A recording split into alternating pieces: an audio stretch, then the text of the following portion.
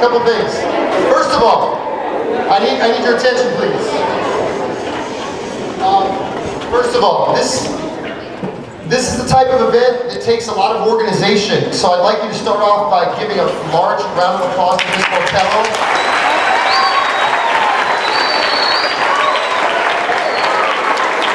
And also, we want to thank your teachers for bringing you here because they didn't have to. Give a round of applause to the teachers.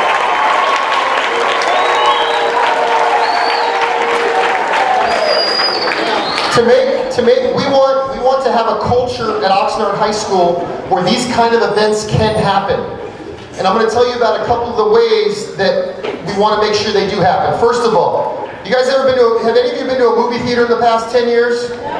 What do they tell you when you go into a movie theater? What do they tell you? Please turn it off and put it out of sight. You got 7 seconds. 6. Any teacher who sees you with a phone, including, and I will, from up here, I will take it. 3, 2, 1. Thank you. Secondly, we want to introduce you. This is the second of a series of events, and one of the things we're going to be asking for is what we call professional courtesy. Okay? We have a guest speaker, a very special guest speaker we're going to get to. We're going to have some video stuff here. And we're going to hopefully educate you and inform you about one of our very own who's doing big things in the world. And that's our goal with our speaker series. This is the Step It Up speaker series. And it's meant to highlight individuals who embody traits that we want to look up to. Like we said, we want to encourage you also, please do not have side conversations. Okay? Also, as a good audience member, I appreciate the fact that you're doing homework, sir, but we're not doing homework right now. We're paying attention. So you can put that under your seat. Thank you. Thank you very much. Okay. Once again, this is the Step It Up speaker series. Last month, our first initial Step It Up speaker series, we had Mr. Urias, our principal. Today we welcome, and we're going to first show a video, a little preview, and this video was done a couple years ago, but it's still very relevant, and we're going to turn the lights out, we're going to start the video, and then we're going to introduce our guests. So if Ms. Botello is ready to go, we'll get this started.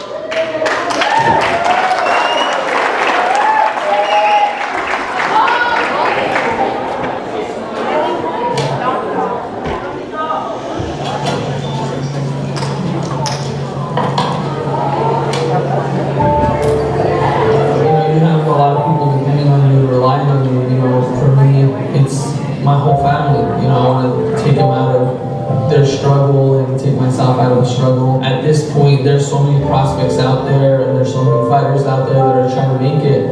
If you get a loss on your record, it sends you to the back of the line. So just keeping that undefeated and continuing to do big fights. You know, I would say with another 2.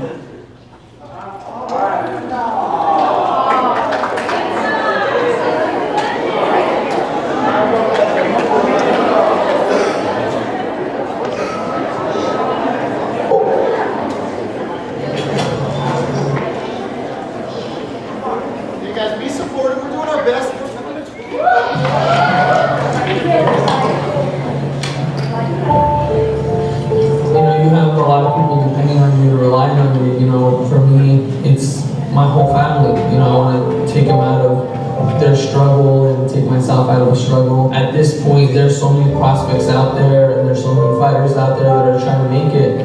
If you get a loss on your record, it sends you to the back of the line. So just keeping that undefeated and continuing to do big fights. You know, I would say with another 2 fights would be in.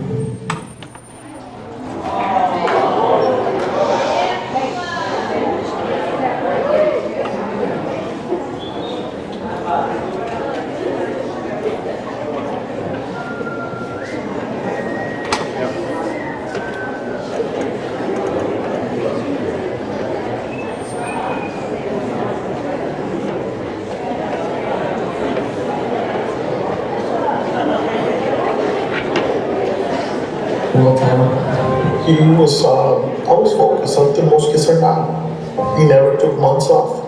He never took weeks off. I would tell him to stay home. He wouldn't want to stay home. He'd go back to the gym and say, why don't you stay home?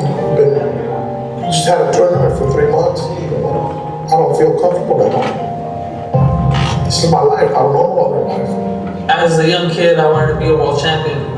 And I told my dad, take me to the boxing gym. And my dad used to box himself. I wanted him to be a baseball player. I didn't want him to be a boxer.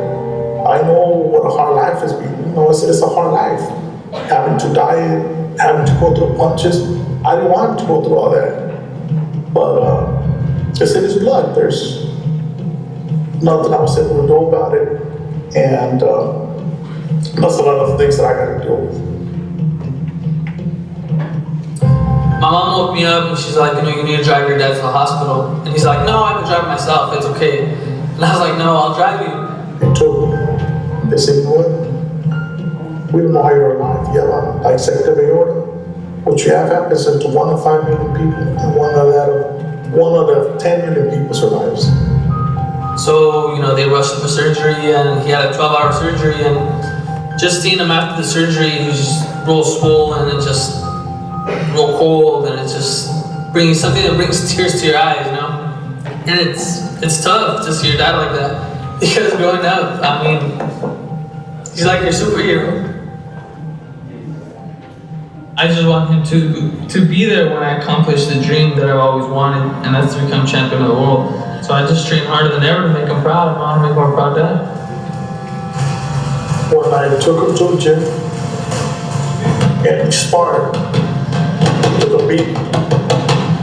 I kind of wanted him to take a beating so he'd want to play baseball, and he would want to box no more. But that was not the case. He said, you know what?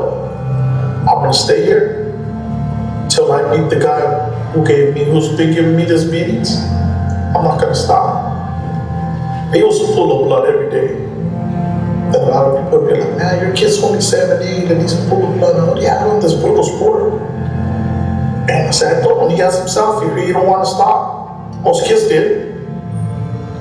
And he just went on till he just about kicked everybody out of the gym. He became better than everybody else. And he was meant to be a fighter.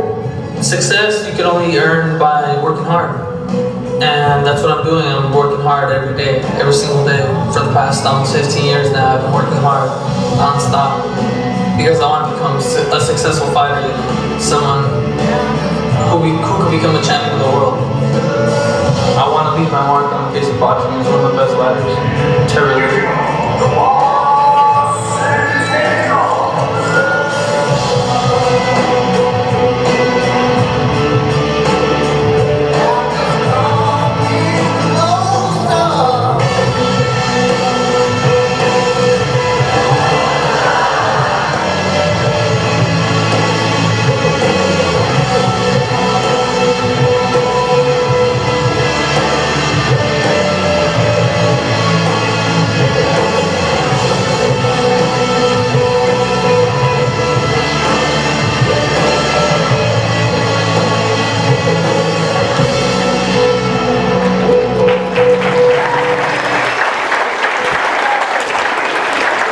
Nice hand to OHS 2009 graduate Hugo Centeno Jr.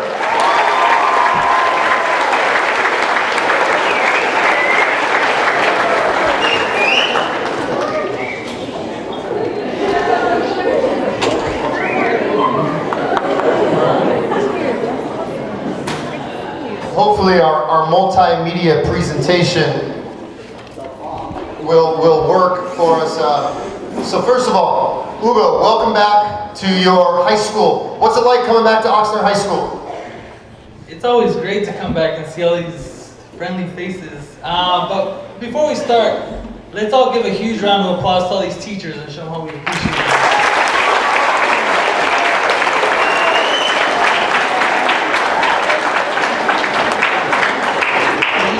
At the end of the day, I want you guys to know that I was where you guys were at one point, and I didn't take into consideration how much all these teachers and educators truly care for you guys. And you guys have to remember that besides home, this is where you guys are at most of the time, and these people truly love and care about you. They in and out of the classroom. So I want you guys to take that into consideration and really show them your appreciation and their genuineness, because they truly care about your well-being, and they're trying to mold your mind for something better in the future. And so once again, let's give them another round of applause.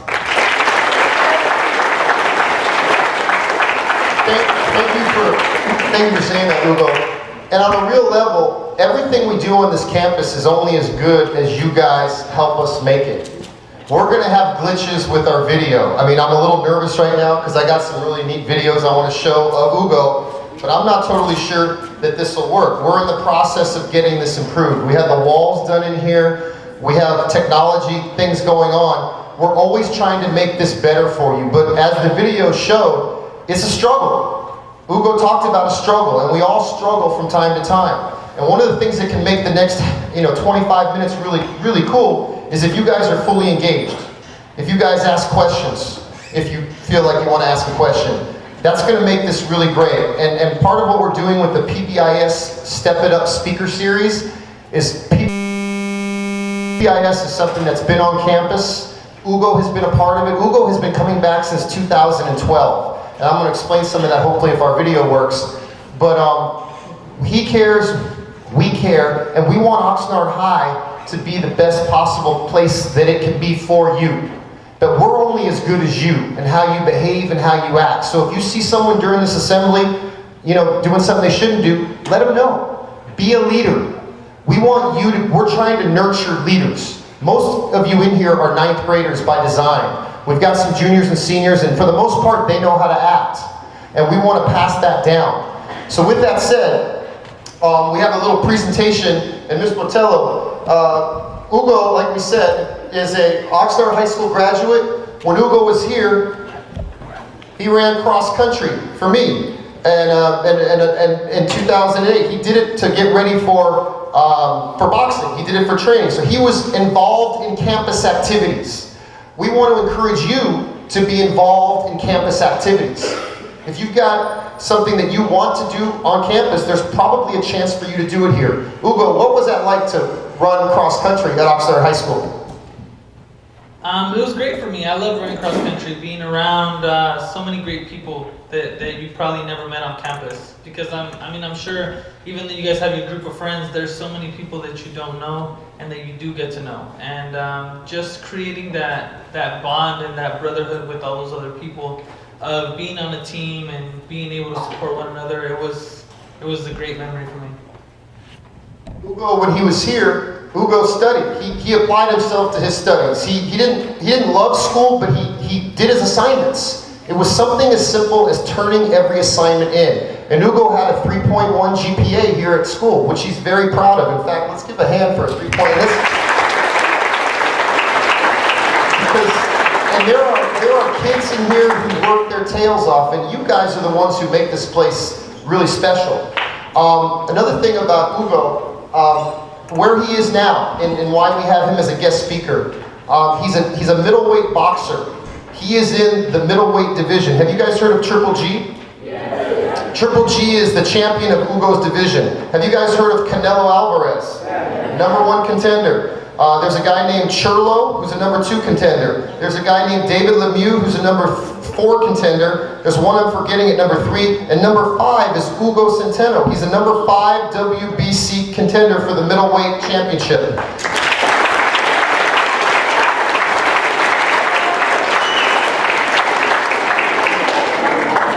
When he started coming here in 2012, he told me, he came here in June of 2012 and he said, Ricky, I'm doing this boxing thing, and I knew he was, and he said, I want to work my way up and become a champion.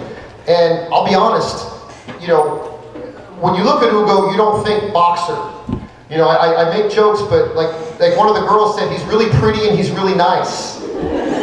But Hugo is very, very tough. And Hugo has climbed and climbed and climbed, and it is a struggle, and we're going to highlight some of those points of the struggle. But let me ask you, Hugo, as you sit here, #5 WBC contender, you've been on HBO, Showtime, NBC, national exposure. How's it feel to be back at your high school?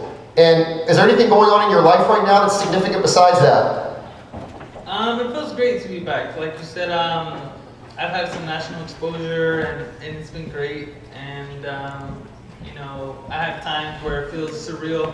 You know, people coming up to me asking for pictures, but to me, in my eyes, I'm just a regular guy. I still see myself as a kid sometimes, and coming back to Oxnard High brings back a lot of those kid memories. As far as significant in my life, I'm getting ready to have my first baby.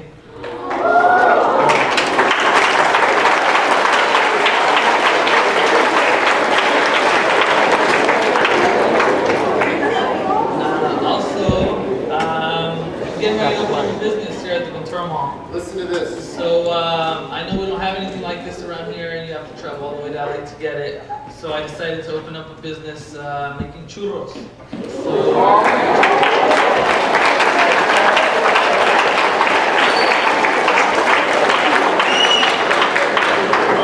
it's going to be at the Ventura Mall, and it should be opening. The grand opening should be beginning of November. But I'll make sure to let all you guys know. You guys can go check it out. And by the way, Hugo's been coming here for 5 years. Someone told me, hey, he's just promoting his business. Hugo's been doing this for 5 years. He's been coming a couple times a year whenever we ask. But with that said, he is our guy. So if you're at the Pacific View Mall, and that's going to open in November, what's the name of the business?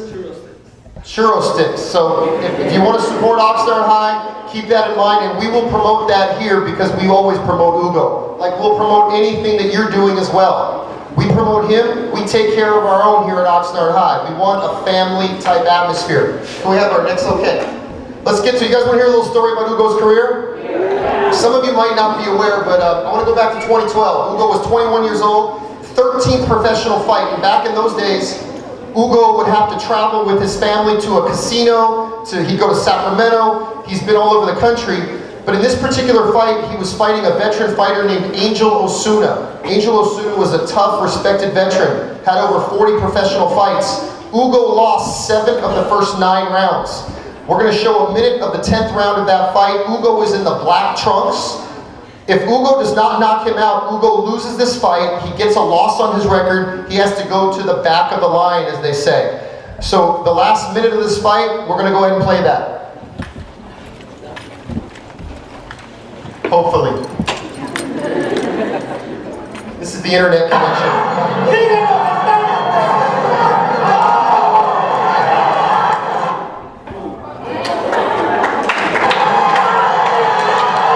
Black truck.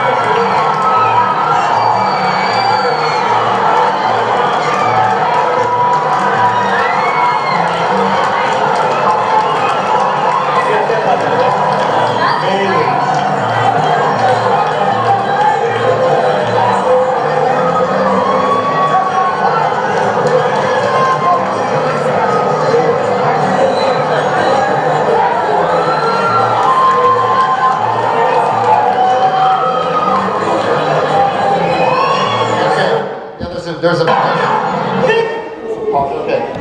Hey, not bad for the pack and the internet connection you need, right? That's not that bad, right? You guys can see that? And you can always research this on your own. But anyways, there's a backstory to this, okay? And it's a very serious backstory, and I always tell this for a reason. In that fight, Angel Osuna suffered a major brain injury. Any of you who follow sports know that sports are very dangerous. MMA, boxing, football, head trauma. After this fight, Angel Osuna was in the hospital for over 2 months. He literally had to use a fork and a knife and a spoon again. And the reason I tell you is this. Boxing is a brutal sport. I want to be very clear. When we have Hugo as a guest, we're not here promoting the sport of boxing. If you choose to get into boxing or basketball or soccer or be in your church or be in a music, or any kind of art or music endeavor, that's great. But boxing is extraordinarily dangerous. Hugo, what did that feel like to walk out of the ring and know that your opponent had suffered such a serious injury? And did that give any thought to your family about the line of work that you have chosen for yourself? As far as after winning that fight, you know, I didn't realize how severe he was hurt until I saw him leaving on a stretcher. They put him into the ambulance and they rushed him to the hospital. And so right off the bat, the victory was somewhat bittersweet. Later on in the night, the next part of our story that the technology is not quite working on is in 2014, Hugo fought, he went to New York City to Barclays Arena, which is, you guys know Staples Center in LA? Yeah. New York City has its own Staples Center, and that is called the Barclays Center. It's where the NBA team, the Brooklyn Nets, play. And Hugo fought a fighter named James De La Rosa. He's a Puerto Rican, tough fighter, 23-1 coming in. And what I loved the most about that particular fight was that De La Rosa was a trash talker. He talked a lot to Hugo, and Hugo is not a trash talker. So if we're unable to pull up the video, I'll see, and that's okay if we're not. So I think we're gonna, if we can get that, we will, but if any of you who want to see Hugo later at a time, I will show you this. It's not, we don't have it available right now. So I'm gonna fast forward to just about a month ago, and a month and a half ago, 2017.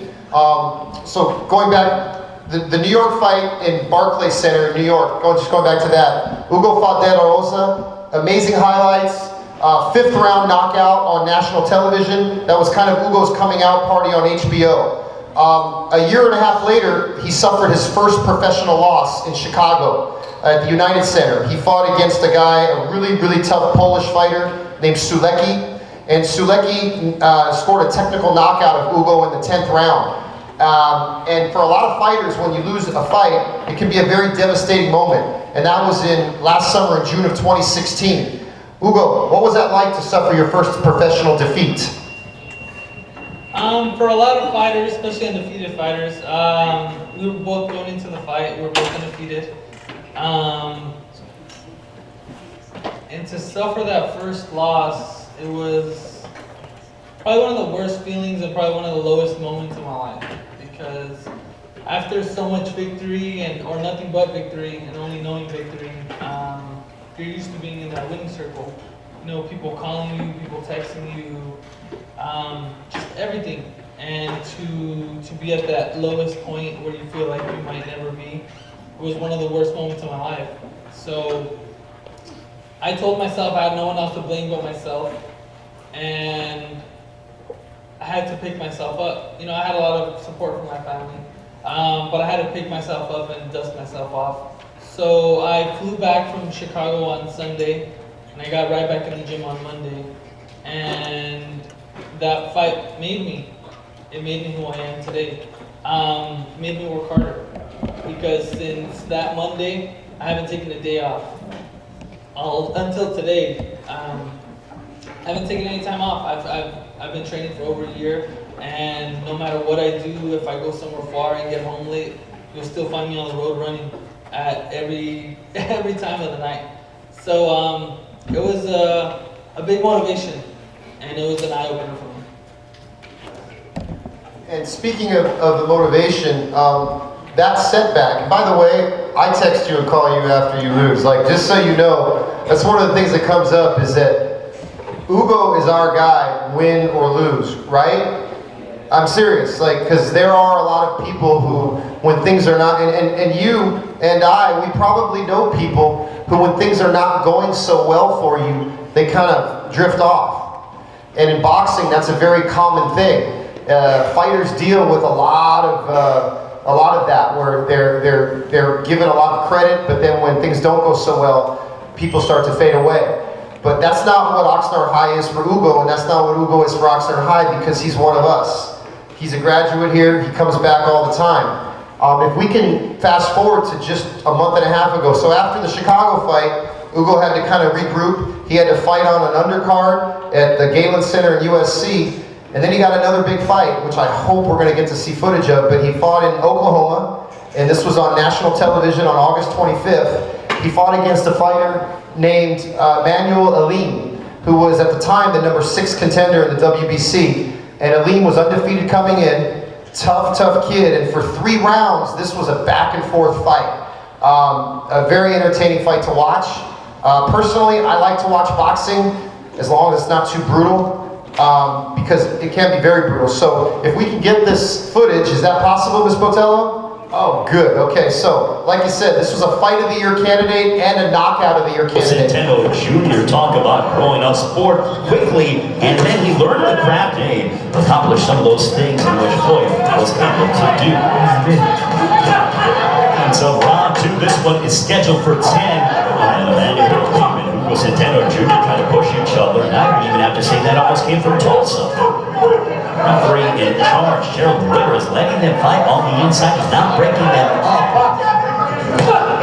And a nice left hook. He is moving as he sticks that jab right there. Oh my goodness! There goes the lead! Oh, man has been knocked senseless! Robert, talk us through it. He just said that I broke it at the distance and that behind. By knockdown, Hugo, the Boss, Centeno Jr.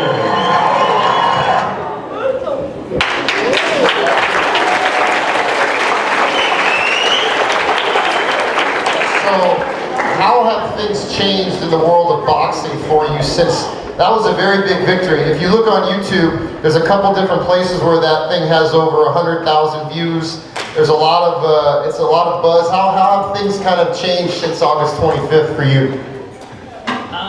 Things for me have changed pretty much night and day. So like Mr. Ricky was saying earlier, this guy going into the fight, he was ranked number 4 in the world. Now he's ranked number 10.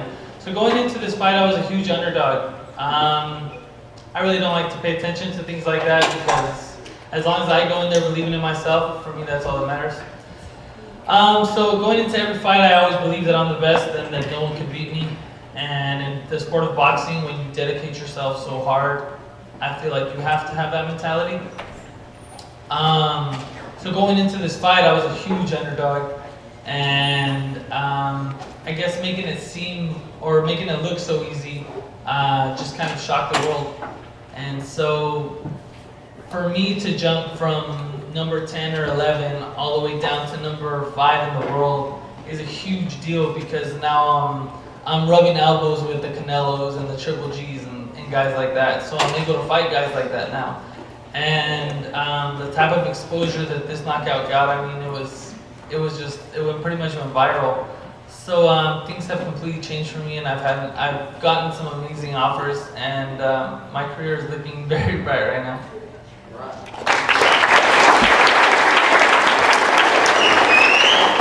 And like you said, one of the things about Hugo never forgets where his home base is. And as Hugo advances in his career, we want to be really clear that Hugo has always come back for us. He always, whatever I ask him to do, and I want to extend that offer to you guys. I mean this.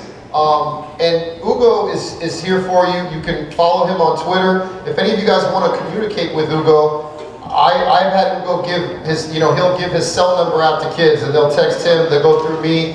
He's always there for you, but more importantly, I want to say to all of you in here, there's a lot of people on campus that are here for you, okay? My kids, my juniors right now are writing letters to ninth graders. And I want to encourage you, especially you ninth graders, to find role models that you can look up to. You have an amazing opportunity at this school to make your pathway for your life, to make that where you want to go, okay? There are a lot of juniors and seniors in this room that have wisdom for you, that have advice for you, that have experiences that they have lived, that they are very interested in helping you understand to hopefully make your life better. Hugo, who were your mentors growing up, if I can ask? When you were at Oxnard High, who were your mentors? Who had an impact on you in that way? For me, some of my biggest mentors were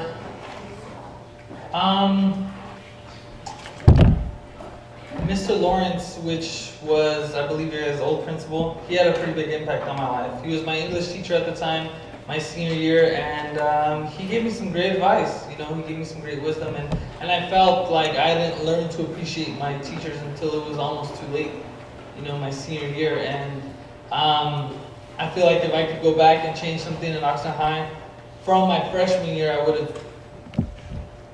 have learned to appreciate my teachers a little more, or a lot more. Being able to lean on them and trust them with personal things and stuff like that. I mean, it's really something that I feel like you guys should really, like I said earlier, take into consideration, because they're truly here for you guys. They're like a second set of parents, and I feel like you guys should take advantage of them.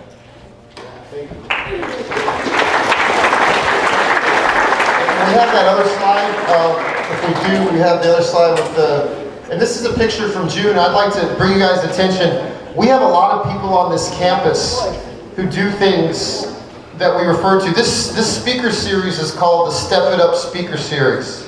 And we are encouraging you to step it up in your personal life and your academic life.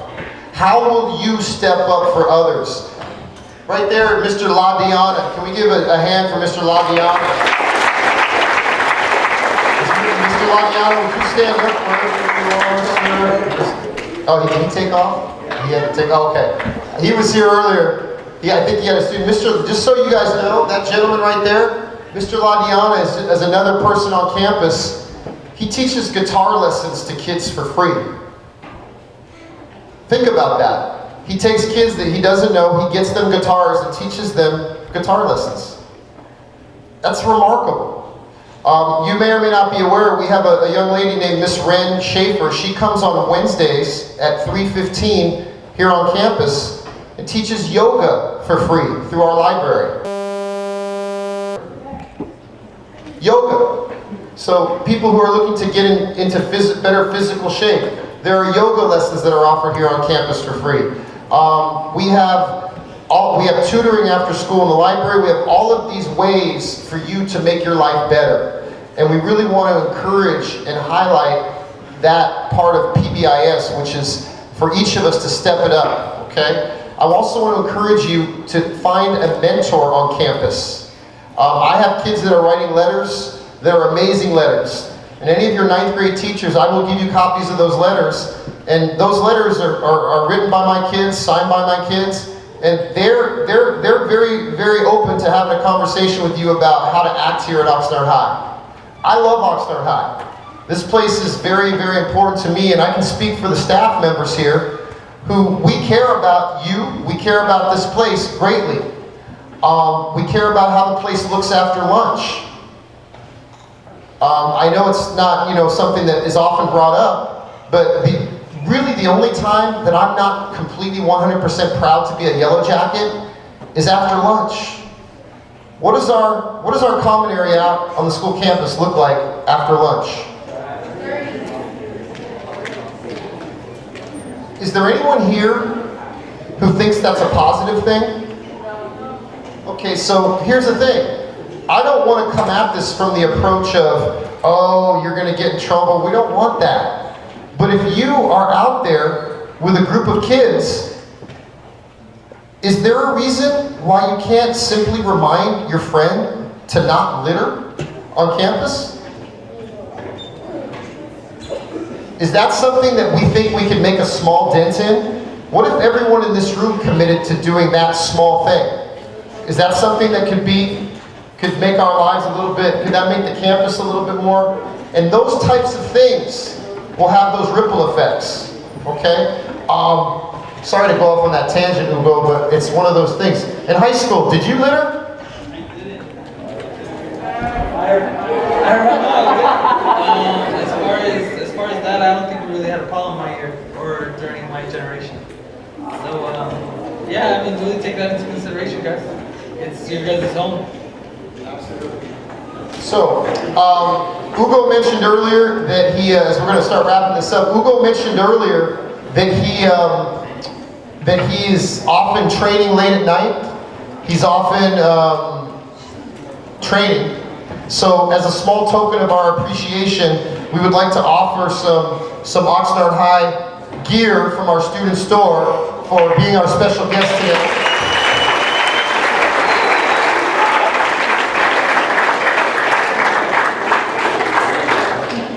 Hugo will be here. He will be here after this event when we dismiss the event. But I would also like to ask: is there anyone in the audience who would like to ask a question of Hugo? Is there anyone who would like to ask a question? Part of our technology is not having. Yes.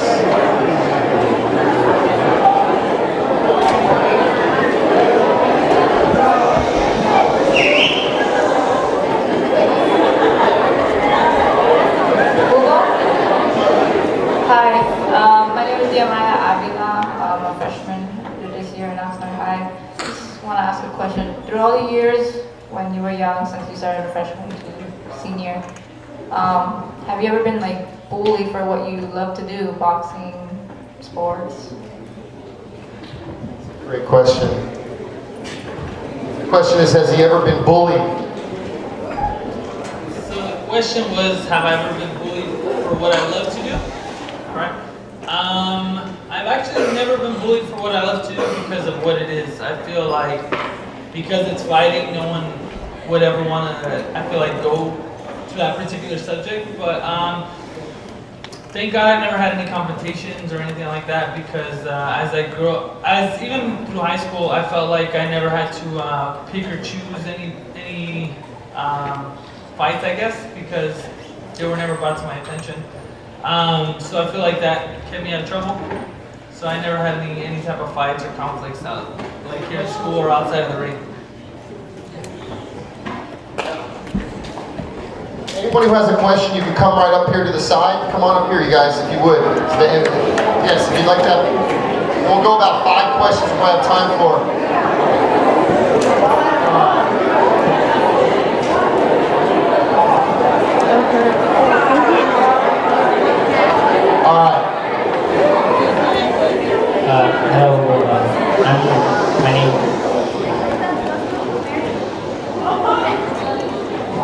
My name is Rolando Carr, but everyone just calls me Rolando. And I wanted to ask, what made you pursue your fighting career? What made you pursue your fighting career? As a young kid, my dad used to box when he was younger. So watching fights and growing up, I always felt like that could be me someday. And when I turned 7, I told him, can you take me to the boxing gym? And once I started the sport, I was head over heels for the sport. And I never stopped. I just knew I had direction and I knew what my goal was, and I wouldn't stop until I got there. So the difference between me and most of you guys is that I've had direction since I was 7. See, like most of these people here talking, they don't have direction for what they want to do because they're too focused on something.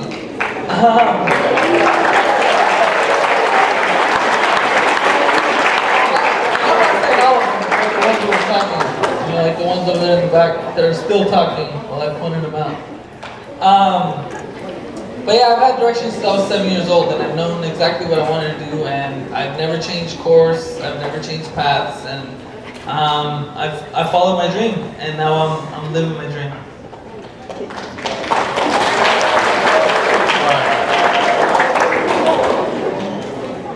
Hi, my name is Jose Mendoza. I was going to ask you, who other than your dad did you look up to as like inspiration, or who made you want to start boxing in the first place as a child?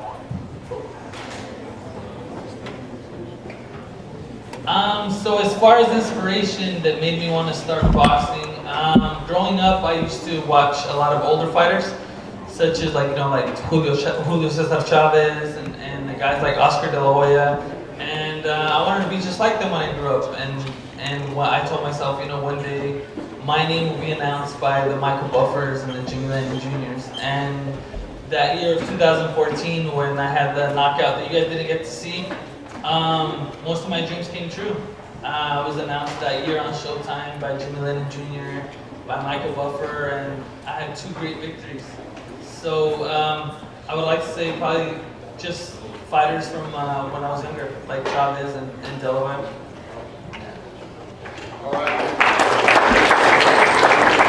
We're gonna go one more question, but after, when the bell rings, okay, if you would, if you guys want to stay and meet Hugo or take a picture with him, you're welcome to do that. Okay, so we got one more question here from Derek, okay? One more question, guys. Hi, my name is Derek and I'm a senior, and I want to tell you that if you did not want to do boxing, which sport would you like to do? And please answer.